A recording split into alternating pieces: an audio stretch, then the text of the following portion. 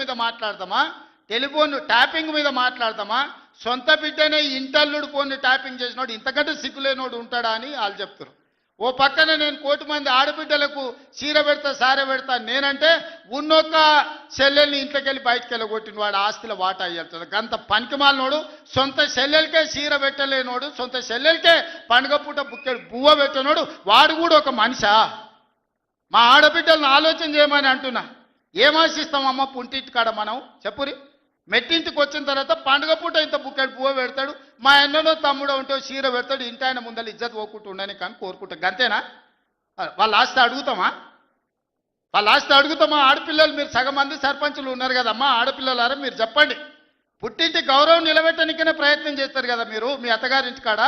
వాళ్ళ ముందర మీకు ఇజ్జత్ లేకుండా పండుగ పూట తల్లిదండ్రులు వాడు అన్ననో తమ్ముడో ఉంటే పండుగకి ఇంటికి కూడా విలువకపోతే మీ అత్తగారి ఇంటికాడ పక్కింటి కాడ తోటికోడల ముందర ఇజ్జత్ పోతుంది. అమ్మ గిత్త కంటే అవమానం ఉంటుందా? ఓ పిలిచో సారి చీర పెట్టకపోయినా మీరే కూడా పెట్టుకుని ఉంటే వానికి ఇచ్చో చీర కొని నువ్వు పెట్టినట్టు అని చేయరా అంటాం.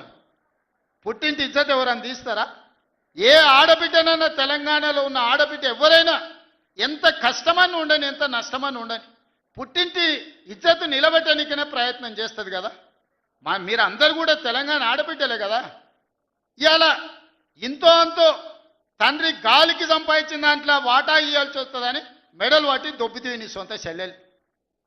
నీ సొంత చెల్లెలకే సమాధానం చెప్పలోనే ఆయన నాకు సవాలు ఇసురుతున్నాడు. ఈ అవ్వ లాగులో తొండలు ఇచ్చి కొత్త బిడ్డ నేను అనుకుంటున్నావేమో. నా సంగతి ఇంకా తెలియదు. మీ నాయనని అడిగి ఇంటికి పోయి చెప్తాడు. అమెరికాలో బాత్రూమ్లు అడిగినట్టు అనుకుంటున్నావు నాతో మాట్లాడు అంటే, నేనేదో మంచుకుంటుడే పోని అవల పోరోడి గాలికి తిరిగేటోడి గాలికి అంతో నాకెందుకని ఇవన్నీ వేషాలు. ఇంకా పక్కలో ఒక నలికుట్లోడు ఉంటాడు, 6 అడుగులు ఉన్నా అనుకుంటాడు, అంత తలకాయ ఎక్కడుందో నాకు తెలియదు. కేసీఆర్ వచ్చి గర్జించిందంట, గర్జనకు నేను పోయి లోపల దాచుకున్నాంట. ఇక కేసీఆర్ గర్జనలు గర్జించినట్టు లేవురా నాయన. మన గాడిదలు ఏం చేస్తావా? ఒండ్ర పెడతాయా? ఏమంటారు గాడిదలను? గాడిదలు అరిస్తే ఏమంటారు నరసింహ? గట్లున్నది మీ గాండ్రింపులకు, మీ బెదిరింపులకు, ఉడత ఊపులకు భయపడ్డోడు ఎవరు లేడు బిడ్డ. ఈడ దుక్కి దున్నిన చేతులు ఉన్నాయి.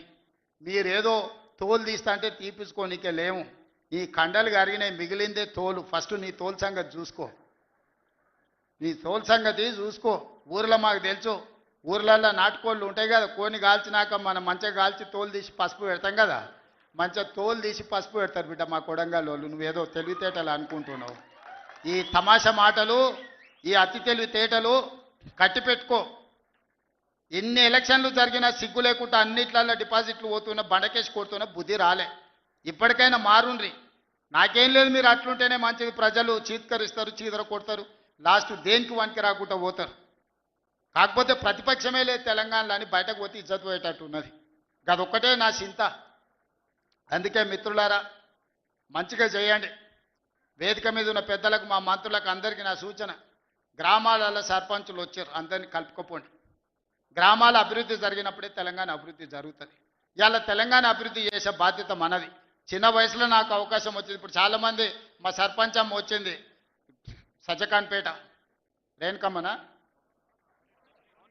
మౌనిక, మా రాములు తమ్ముని కోడలు మౌనిక చెప్పింది 24 ఏళ్ళు చిన్న వయసులో నేను సర్పంచ్ అయిన సార్ అని. ఎన్నో ఆలోచనలతోని ఇవాళ చిన్న వయసులో మీరు అందరు సర్పంచ్లు అయినరు. ఇంజనీరింగ్ చదువుకున్న వాళ్ళు అయినరు, డిగ్రీ చదువుకున్న వాళ్ళు అయినరు, 22, 23 ఏళ్ళకు ఉన్న వాళ్ళు అయినరు, పెద్దోళ్ళు 80 ఏళ్ళు ఉన్న వాళ్ళు కూడా సర్పంచ్లు అయినరు. మా రాఘవ వాళ్ళ తల్లి సర్పంచ్ అయింది. వీళ్ళందరూ ఎందుకు అయినరు అంటే గ్రామానికి ఏమైనా చేయాలని అయినరు. మరి వాళ్ళ ఆలోచనలు వాళ్ళ గ్రామానికి చేయాలన్నదాన్ని మనం ఈరోజు పూర్తిగా సహకారం అందించాలి వాళ్ళకు. వాళ్ళందరినీ కూడా వాళ్ళ ఊర్లలో ఏం మాట ఇచ్చిండ్రో ఆ పనులు మనం చెయ్యాలి. వీలైనంత మేరకు నిధుల కష్టం ఉన్నది, మనం ఇచ్చేది మనం ఇద్దాం, కేంద్రం నుంచి తెచ్చేది కేంద్రం నుంచి తెద్దాం. మార్చి లోపల కేంద్రం నుంచి 3000 కోట్ల రూపాయల నిధులు నేను పట్టుకొస్తా. మీకు అందరికీ గ్రామాలలో నిధులు ఇచ్చే బాధ్యత నాది. మార్చి 31 తారీఖు లోపల 3000 కోట్ల రూపాయలు గ్రామాలకు